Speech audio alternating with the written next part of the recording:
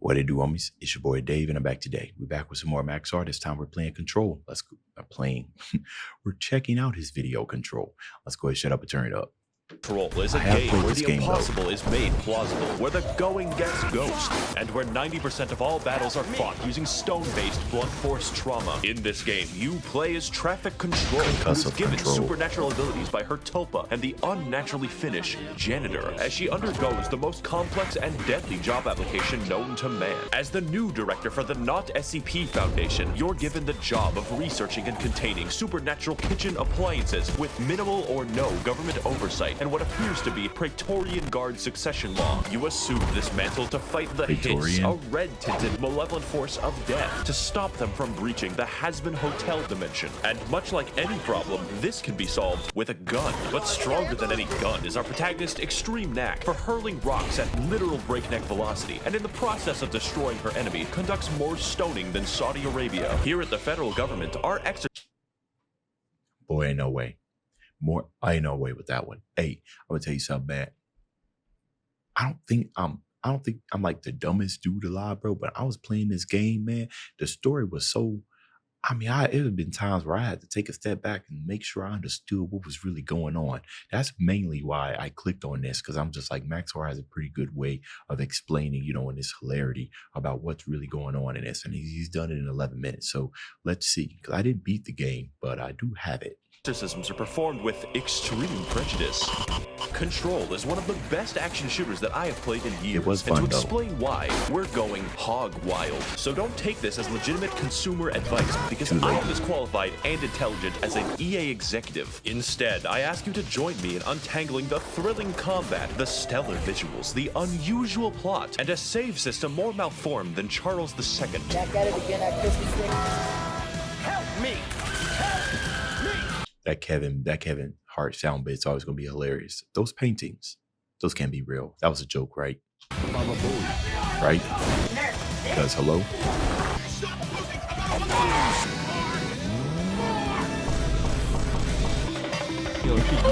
I like it, cut you.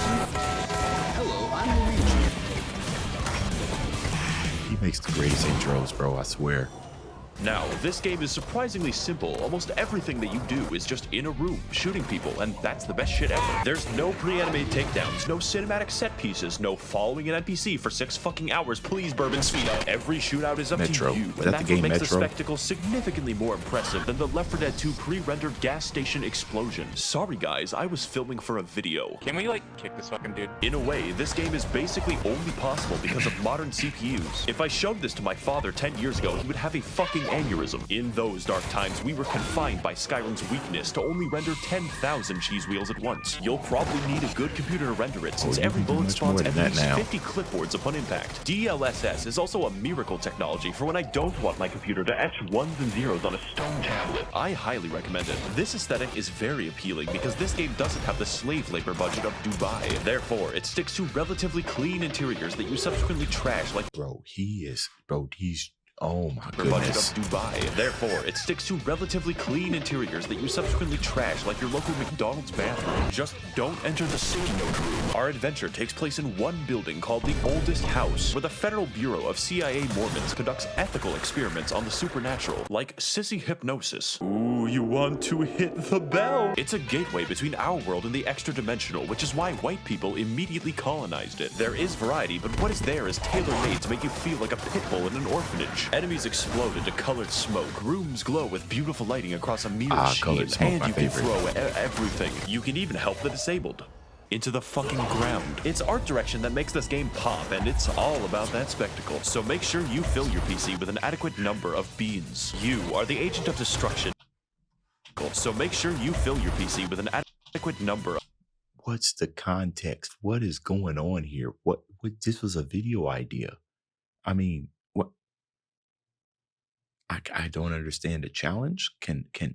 of beans. You are the Alright. agent of destruction of the game and your computer, and the visuals only emphasize this. But it would be nothing without that sick gameplay. Battlefield 4 is a great-looking game, but I struggle to theorize how the AI climbed out of the abortion bin. Fortunately, we're playing a game that has more than 2 buttons, so it's time to explain. Lesson 1 in Video James, the buttons. There's the aforementioned Mach 5 stone toss, but that's not all. You can literally fly in this game. Do you know how many options that unlocks? The paint buckets think they're safe, and suddenly this bastard's leaping to Among these are some fancy, less cool abilities like a dodge, a shield, and the ability to overwrite their consciousness. It's for the greater good. But what about the weapons? Doesn't Call of Duty have weapons? Well, the emphasis isn't really on the guns, so you have the generic guns, maybe a grenade launcher, or maybe you change class to soldier and die anyways because you suck. And then you have the Pierce, which vomits railroad spikes into the enemy at Mach 6. No point in using anything else anymore, you just have to join the railroad. Shut the fuck up, Desdemona. You can use your weapons on basic enemies, but there is intense variety with enemies that have shields, enemies with more health, and enemies with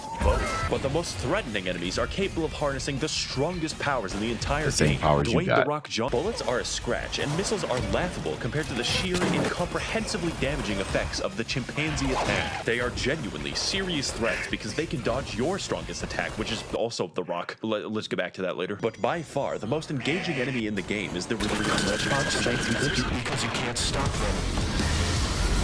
These all culminate to form a chaotic, fun mess of utter destruction with modifications, upgrades, and skill progression. We will get back to that shit, so you can do a variety of builds and experiment with your... Okay, I lied to you, we're actually doing this now. This video is being hijacked by the Bad Fairy. The spectacle of the game and the first-time experience is amazing, downright fantastic. But there's a serious problem, and that the single and only tactic the player can do requires a return to monkey. Throwing rocks is objectively, always, in every scenario, the best strategy possible. Why do you think all my footage is just throwing rocks? There are upgrades, but rocks are objectively the best upgrade, so why do anything else? All other tactics are effectively LARPing that you want to win, because of all things, Antifa gaming is how you win. Every fight, every time. I see, so I see what I was doing wrong, right?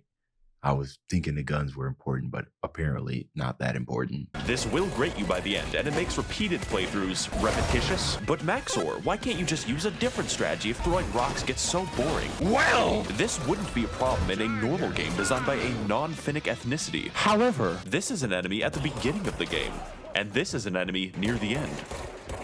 Bullet sponges. Yep.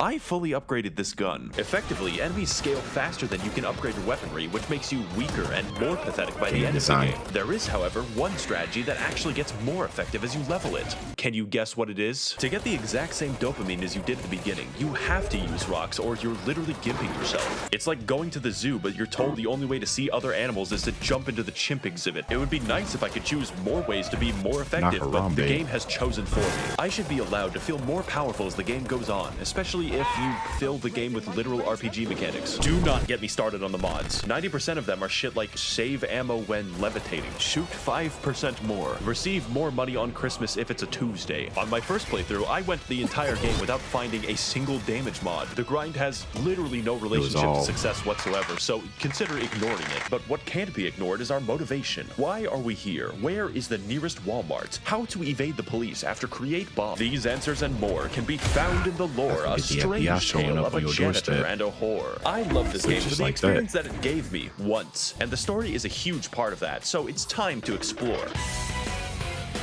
Okay, here we go.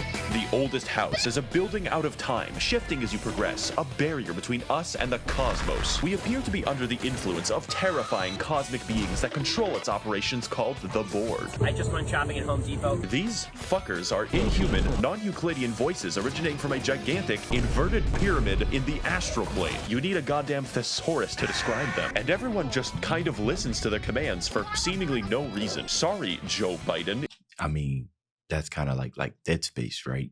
Except it's not a pyramid, it's like some type of totem or something like that. And everyone just kind of listens to their commands for seemingly no reason. Sorry, Joe Biden. In real life, the polyhedron gets the girl. In the midst of this bullshit, there's also a cosmic war going on between beings of sound. The first is the Red Hiss, a force of death which invades and occupies the oldest house to spread its dominion. And the other is Polaris. Polaris is trapped inside a fucking tetrahedron. This necessitates the conscription of our Could be a weird protagonists to shape. fight the cosmic war for them. Right. At least we have a game. And to make matters worse, there is yet another mysterious, extra-dimensional presence lingering in the halls, the most powerful of them all. A Finnish guy. It's a big plot point that he lends you his Walkman. That's how fucking strong they are. Take my cassette player. You can borrow it. The song is a present from my friends to you. It will get you through the maze so you can do your job. It's The always only the issue is unassuming. that this unfolds due to fetch quests exclusively. Oh, Jessup, we need the rocks. Go get the rock. Oh, I gotta find Dylan. Oh boy, we're in the prison now. Oh, it looks like Dylan walked by himself past me, back to exactly where I began the quest, causing all my time to be wasted. Oh, what's that, Dylan? I gotta find the spooky tetrahedron. Oh, crinklety crack. There goes my back. In reality, the plot is uniquely simple, and you could probably remove your brother from the story. There's this one moment where Dylan expresses doubt for your cause. The Foundation kidnapped him. It hurt Jessie and then made her director within 3 seconds of walking in. The story is a struggle between a good side and an evil side. Every salient point that Dylan makes is kind of shrugged off as him being just crazy. And Jessie's just like, oh man, you know, the guys who kidnapped my brother, I'll work for him without questioning that. Almost had nuance or moral complexity there. Good thing that I levitated over it. Now all I have to do is put my brother in a fucking coma. Stop screaming, Dylan. This is all slightly offset by the presence of one Dr. Darling, whose personality is so strong I can only assume the game was built around him. When I became tired of the Dylan saga, Darling was there dancing on a projector in my mind palace.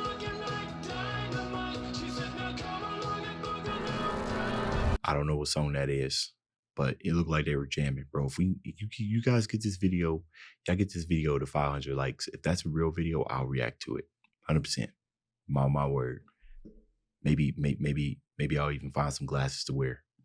I'll do it. I found myself Copyright drawn to and him, all. loving every second If it's a real song, you know, I never know when it comes to Max0r. If he just created some elements to put into his video, but you never know. of his performance, and I think I know why. Jessie has the personality of a fish. She could suck the rainbow out of a pride parade. The expansions can try to help with this, but no, they don't. When I review DLC, they're often bombastic, new, and interesting, but Control's expansions suffer from the malaise of the late game. They typically drag on, and I'm just bored. They even got Alan Wake in the expansion where they fake the moon landing. That's supposed to be a fun sentence, but the gameplay is identical. The Foundation DLC tries to shake things up by adding a new enemy, but instead of blending it into the combat, the game sends 50 screaming baboons to fight you all at once. POV, you are a miner on Discord. With all this in mind, I can't really recommend that you play Control. Wrong. That's right. This game is making a comeback. Hey, that took me a while to get, but hey, yo. Sometimes entire games can be boiled down to just one moment. One pure example that stays with you forever and makes the experience truly worth playing. For me, there is nothing more emblematic of this than the ashtray maze. So if you're interested in playing Control, here is the magic word. This is when the game dives headlong into the absurdity, the action, and everything else that makes this game actually good. And if you don't enjoy Control, at least you can take away this. Every mechanic, every encounter was all building up to the moment that you grip your Finnish Walkman and let it play. And yes, this music is in the game. Oh, okay.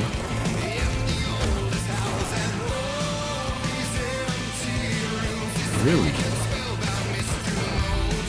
I missed out on some good music.